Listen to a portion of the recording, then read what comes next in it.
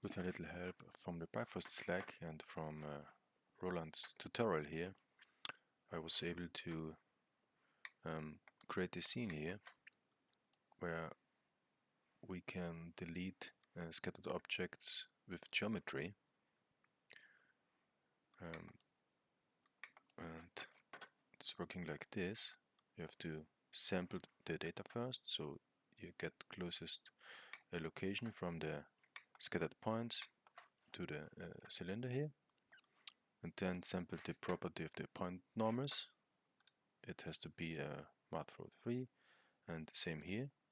It's also a float 3. The property is the point position here. Then you subtract this from the points, create a dot product. It's described here from Roland's tutorial here, if you need further information.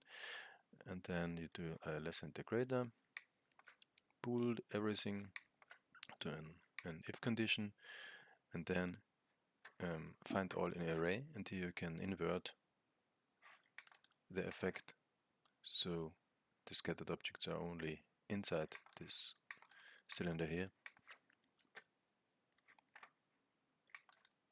Yeah, that's it.